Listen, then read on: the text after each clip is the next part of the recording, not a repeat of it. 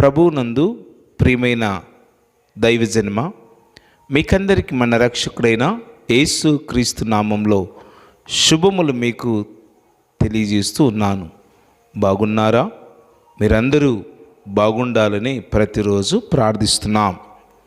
ప్రియమైన దేవుని సంగమ, దైవజన్మ, వాక్యాన్ని వింటున్న మీరు చాలా జాగ్రత్తగా వాక్యాన్ని వినండి. యేసుక్రీస్తు వారు చెప్పారు, మీరు ఏమి వింటున్నారో అది జాగ్రత్తగా చూసుకోండి అన్నాడు. కాబట్టి మీరు వాక్యము చాలా జాగ్రత్తగా వినండి.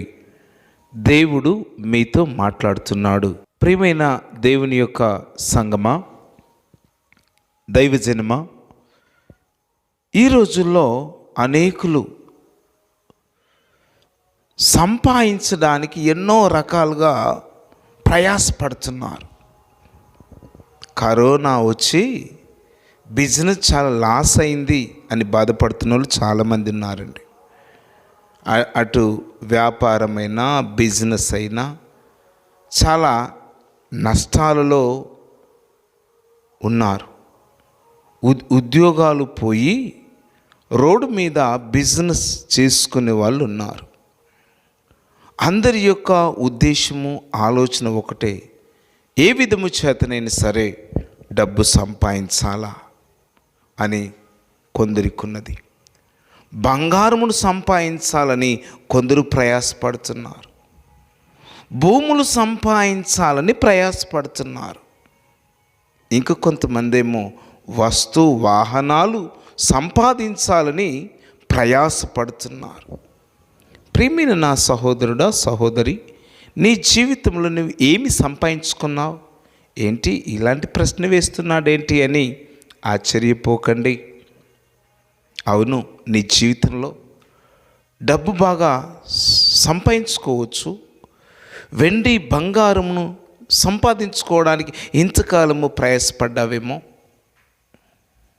ఆస్తుల కొరకు, ఐశ్వర్యాల కొరకు, ఈ భూ సంబంధమైన వాటి కొరకు చాలా ప్రయాసపడి ఉండి ఉంటారు.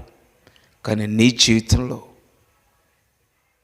సంపాదించుకోవలసినది ఒకటి ఉన్నది. నీ జీవితంలో ప్లాట్లు ఉండొచ్చు, కానీ ఇంకా ప్లాట్లు కొనాలని ఆలోచిస్తున్నారు.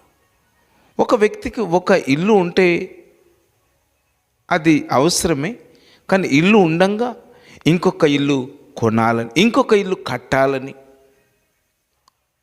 డబ్బు ఉండంగా ₹1,00,000 ఉంటే ఇంకా 2 లక్షలు ఉండాలని, ₹1,00,000 ఉంటే ఇంకా 10 కోట్లు సంపాదించాలని మనుషులు ప్రయాసపడుతున్నారు. ఒక బైక్ ఉంటే ఒక కారు కొనాలని, ఒక కారు ఉంటే ఇంకా వెరైటీ కార్లు కొనాలని సంపాదన కొరకు మనుషులు ప్రయాసపడుతున్నారు. వెండి బంగారాల కొరకు ప్రయాసపడుతున్నారు, సంపాదించుకుంటున్నారు. కానీ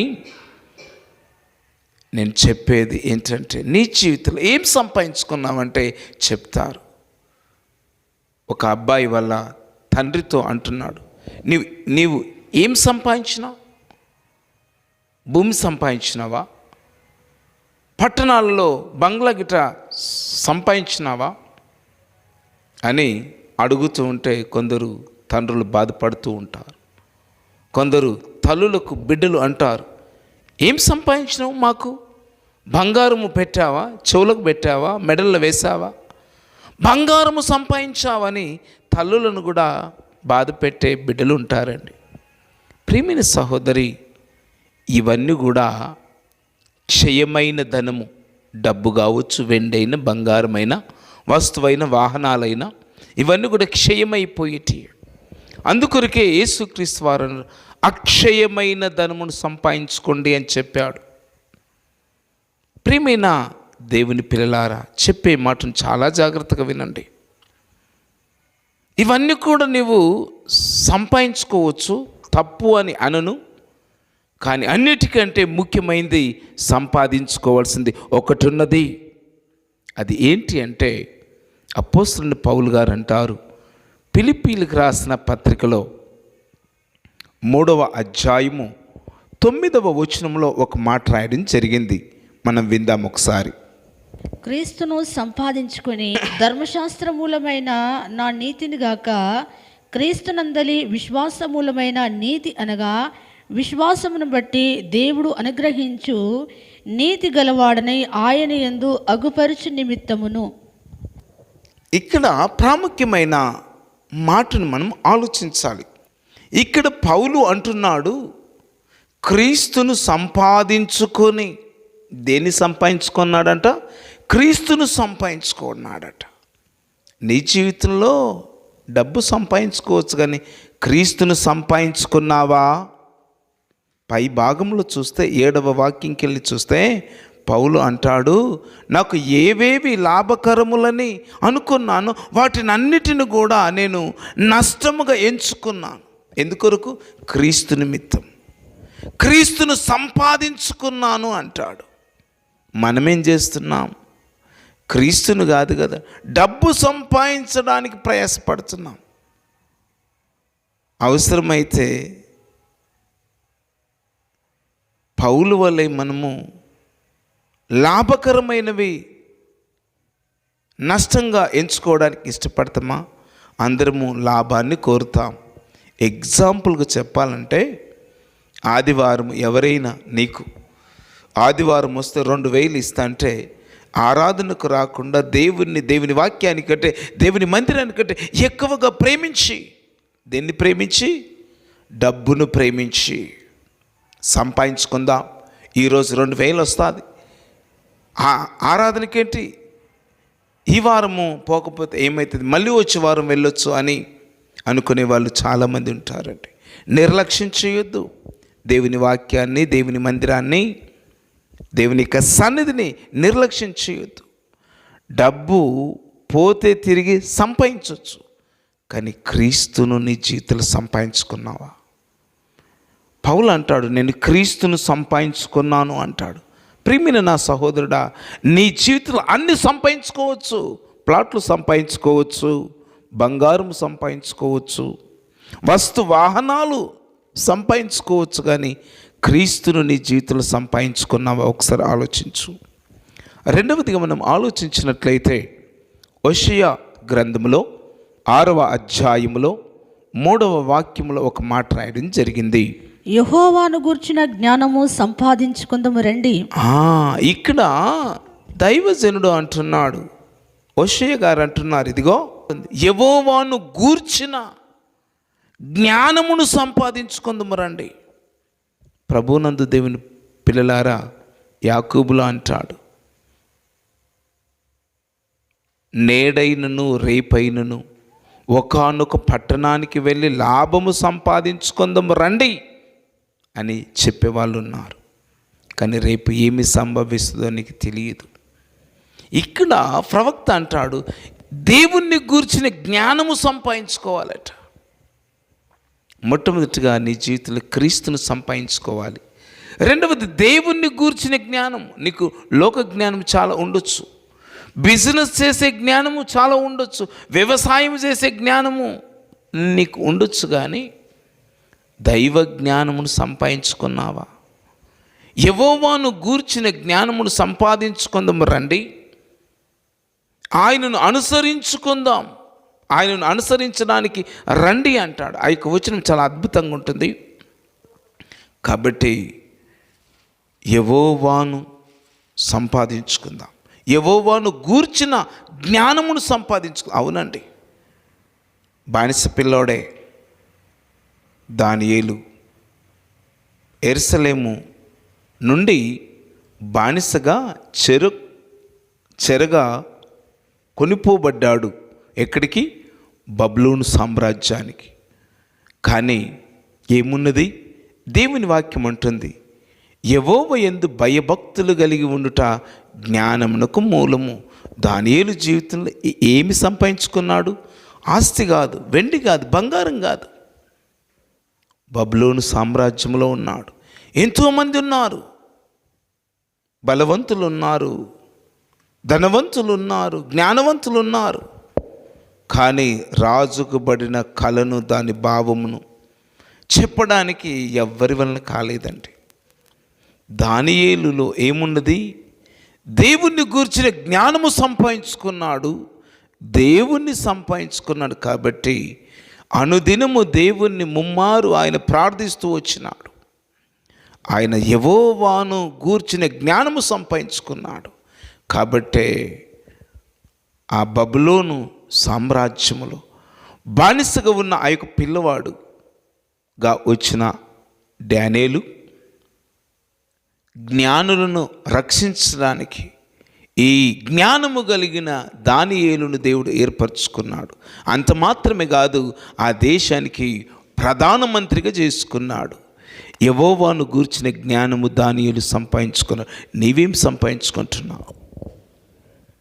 ప్రభువునందు దేవుని పిల్లలారా, ఐగుప్తులో బానిసగా అమ్మబడిన యోసేపు అన్నల చేత తృణీకరింపబడ్డాడు, అమ్మబడ్డాడు, గోతిలో వేయబడ్డాడు. తృణీకరించబడినప్పటికి కూడా, ఐగుప్తులో బానిసగా అమ్మబడ్డప్పటికి కూడా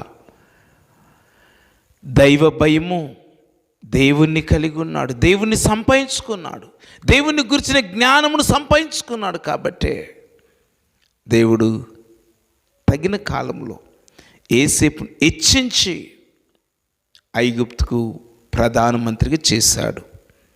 ప్రభునందు దేవుని పిల్లారా, నీ జీవితంలో దేవుణ్ణి గూర్చిన జ్ఞానమును సంపాదించుకున్నావా? సొలొమోను ప్రార్థించాడు. దావీదు తర్వాత దావీదు కుమారుడైన సొలొమోను రాజ్యానికి వచ్చిన తర్వాత దేవుణ్ణి ప్రార్థన చేస్తుండగా దేవుడు సొలొమోను ప్రార్థన విని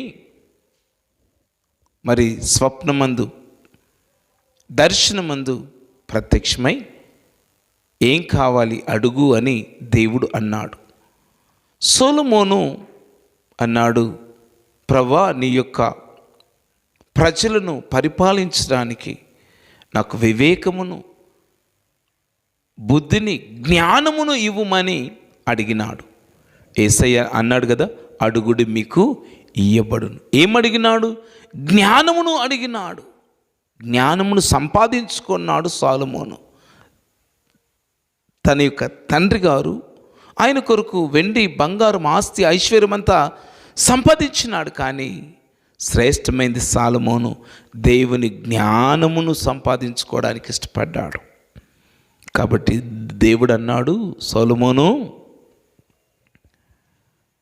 నీవు ధన ఘనతలను నీవు అడగలేదు, నీ శత్రువుల యొక్క ప్రాణమును తీయమని అడగలేదు, కానీ జ్ఞానమును అడిగినావు.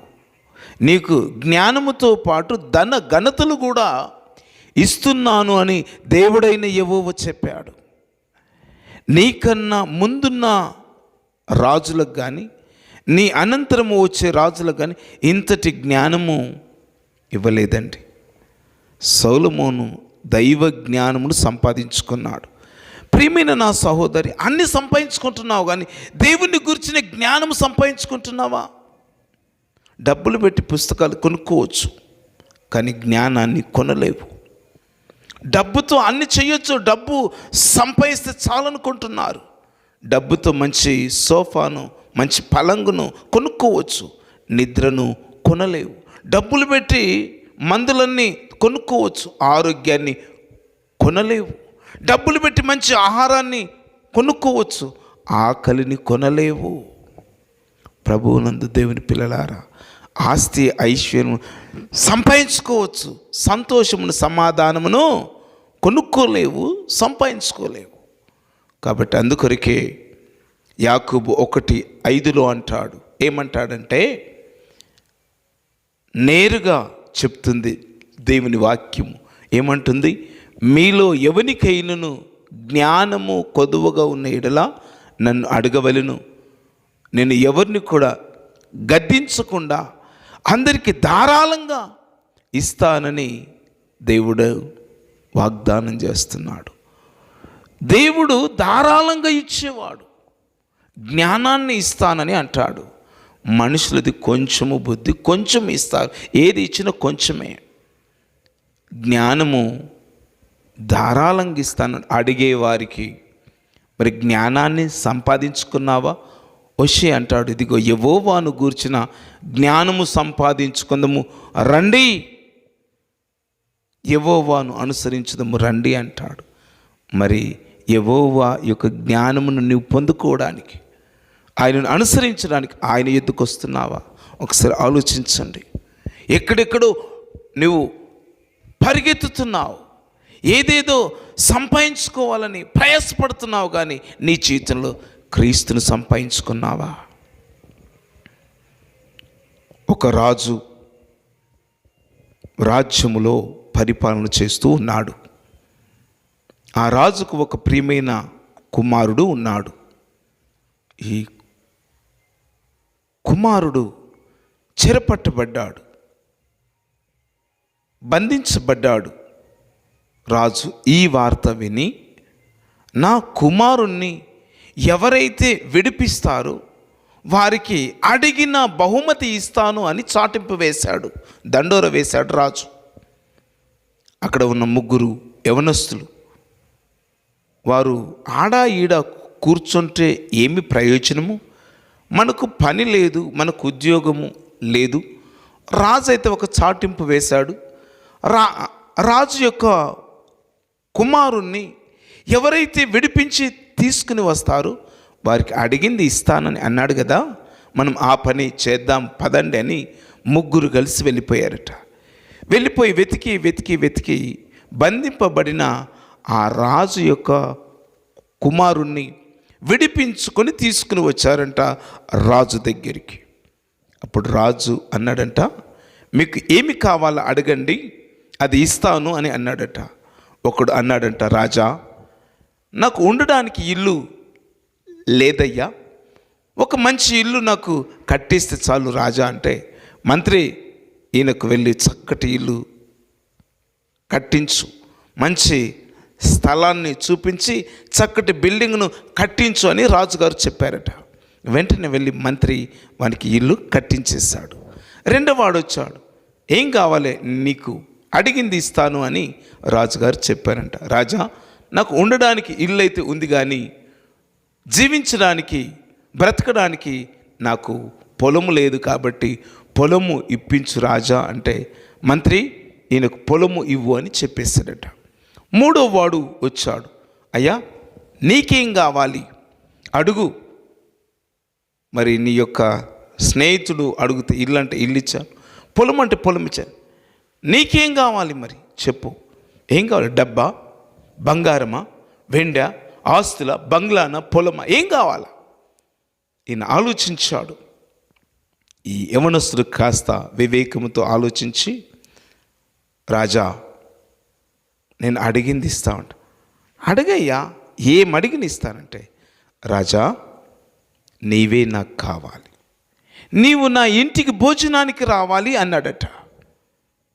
ఓష్ అంతేనా? రాజు అన్నాడు, అంతేనా? మంత్రికి అన్నాడట. మంత్రి వెళ్ళి ఇతని ఇల్లు ఎక్కడుందో చూడు, అక్కడ నేను భోజనానికి వెళ్తా అంటే, ముందుగా మంత్రి వెళ్ళి చూశారంట. ఒక మారుమూల గ్రామంలో వెళితే ఇతని ఇల్లు కూలిపోయి పాడైపోయింది.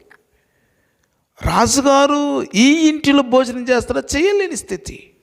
అందుకొరకే ఆ పాడైపోయిన ఆ యొక్క స్థలంలో చక్కటి ప్యాలెస్ కట్టేశారంట. రాజుగారు అక్కడికి వెళ్ళాలంటే ఆ యొక్క గ్రామానికి రోడ్డు కరెక్ట్ లేదు కాబట్టి మంచి రోడ్డు వేయించాడట. రాజుగారు భోజనం చేయాలంటే ఈ యొక్క ఇంటిలో వంట వండేవారు కావాలి కదా. రాజు ఇంటిలో వంట చేసేవాళ్ళు ఈ ఇంటిలో వచ్చి వంటలు ఏర్పాటు చేయడానికి పనివారిని ఏర్పాటు చేశారట. ఇక రాజు వచ్చి భోజనము చేశాక కాస్త అలసట తీర్చుకోవడానికి పార్కు కావాలి కాబట్టి పక్కలో ఒక 5 ఎకరాల పొలాన్ని తీసుకొని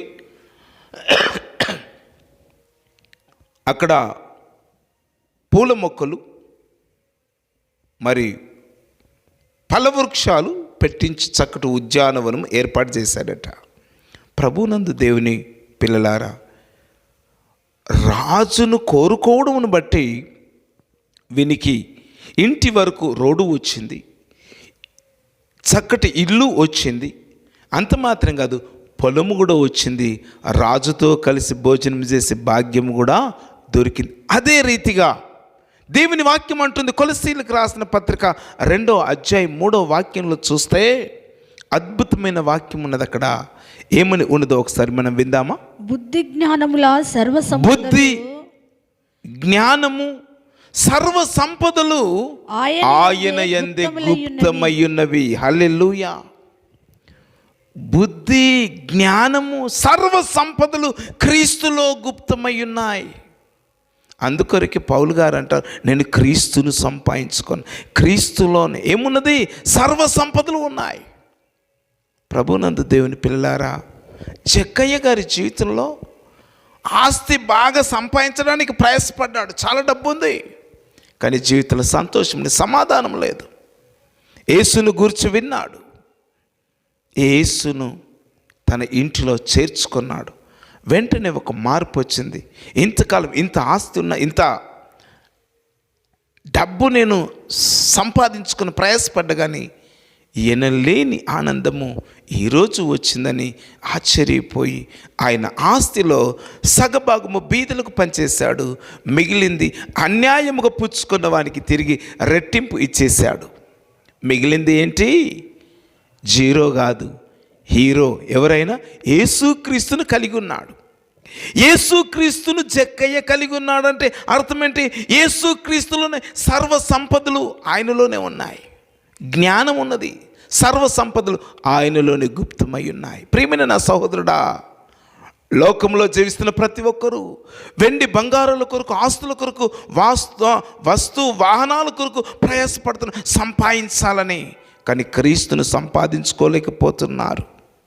నీ జీవితంలో క్రీస్తును సంపాదించుకుంటే నీకు సర్వ సంపదలు ఆయన ద్వారా నువ్వు పొందుకుంటావు. నేను అంటాను, ఒక విశ్వాసిగా నీవేం సంపాదించుకున్నావు? ఈ రోజుల్లో విశ్వాసులే కాదు, భక్తులే కాదు, పరిచర్య చేస్తున్న దైవజనులు కూడా, పాస్టర్లు కూడా సంపాదన. పైకి ఉంది కదా, కారు కొందాం, ఇల్లుంది కదా, బంగ్లా కట్టుకుందాం, ఒకటి ఉంటే 2.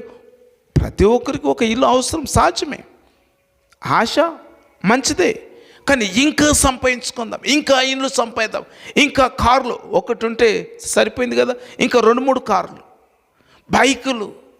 వ్యర్థమైన వాటిని సంపాదించాలని ప్రయాసపడుతున్నారు మనుషులు.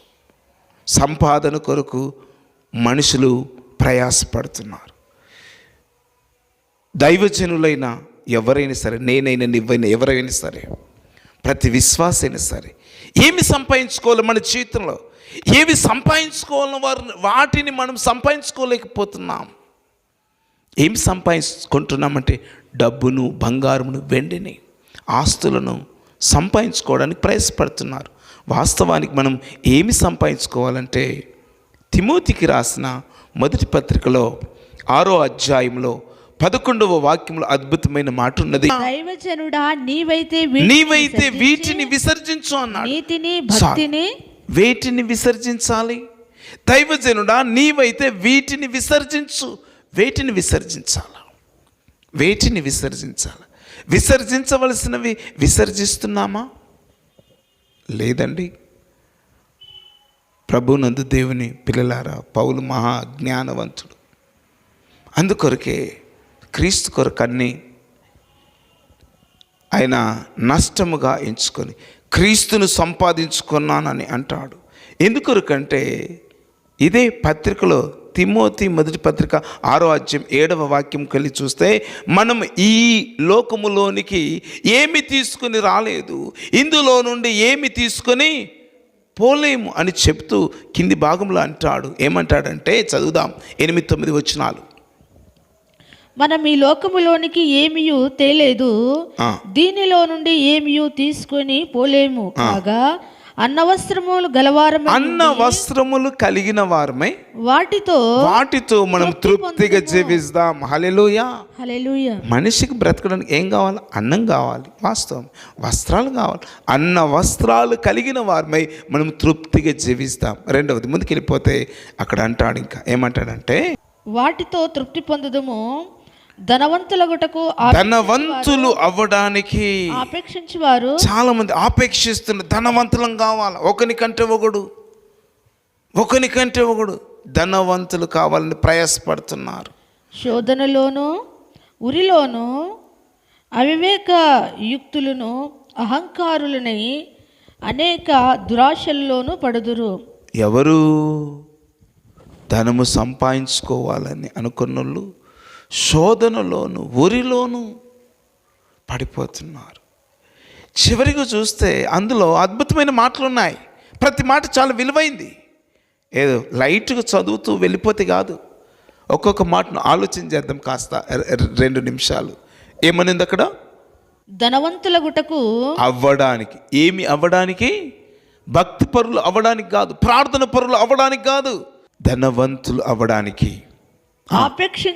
ఆపేక్షిస్తున్నారంట చాలా మంది ఈ రోజుల్లో. అంత్య దినాలలో కూడా ధనాపేక్ష కలిగి ఉంటున్నారు.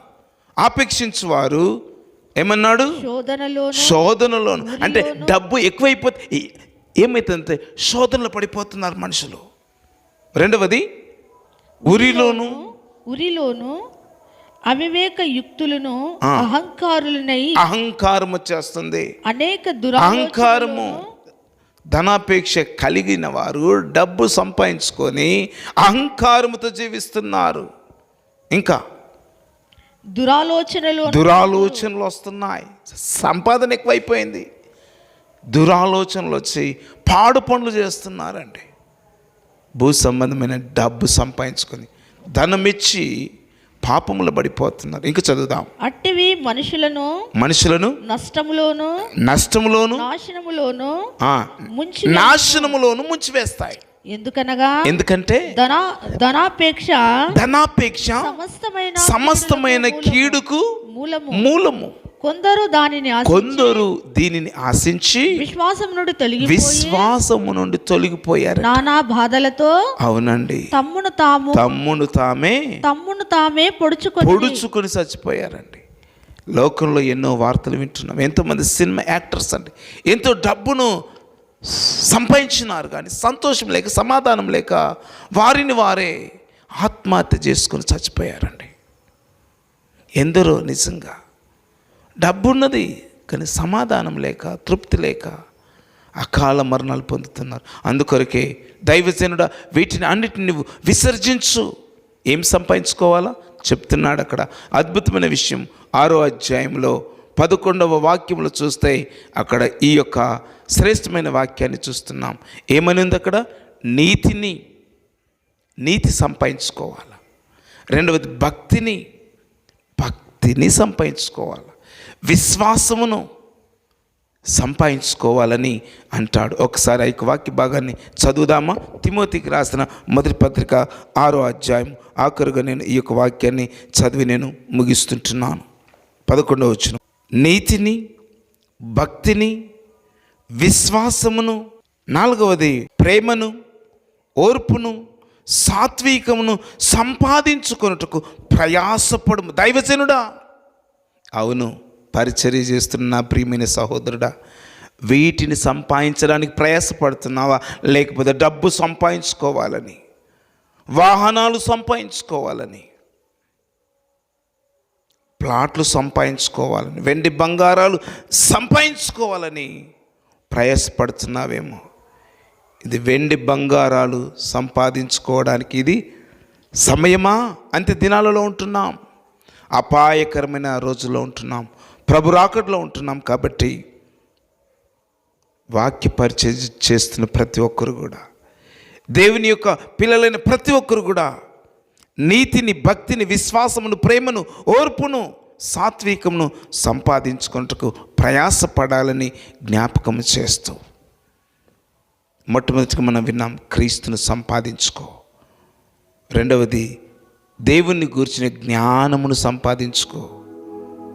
మూడవది ఇది వరకు చెప్పబడిన విషయాలు నీతి, భక్తి, విశ్వాసము, ప్రేమ, ఓర్పు, సాత్వికం, వీటిని సంపాదించుకొని ప్రభువులో ఆనందించుటకు, అనేకులకు మాదిరికరముగా, దేవునికి మహిమకరముగా జీవించుటకు అట్టి కృప దేవుడు దయచేయును గాక. ఆమేన్. ప్రార్థన చేసుకుందాం.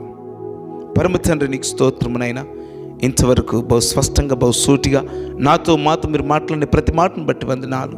విన్న ప్రభు వాక్యాన్ని ప్రతి వారి హృదయంలో ముద్రించండి, నూరంతులకు ఫలింపచేయండి. ప్రభా, నీ వాక్యము ద్వారా మమ్మల్ని హెచ్చరించినావు, గద్దించినావు, బుద్ధి చెప్పినావు. మేము దేన్ని సంపాదించుకోవాలో దాన్ని అనేకులు సంపాదించుకోకుండా జీవిస్తున్నారు. అవును ప్రభా, నాయన అన్నిటికంటే నాయన ప్రాముఖ్యంగా నిన్ను మేము క్రీస్తును ప్రతి ఒక్కరు కూడా సంపాదించుకోవడానికి సాయం చేయండి నాయన. నిన్ను గురించిన జ్ఞానమును మేము సంపాదించుకొని ప్రభా ఇది వరకు చెప్పినట్లు నీతి, భక్తి, విశ్వాసం, ప్రేమ, సాత్వికము ఇవన్నీ కూడా మేము సంపాదించుకొని నీ కొరకు జీవించినట్లు మా ప్రియులందరినీ కూడా మమ్మలను కూడా దీవించమని ప్రభు క్రీస్తు పేరిట అడిగి అతి వినయంతో వేడుకొనుచున్నాము తండ్రి. ఆమేన్.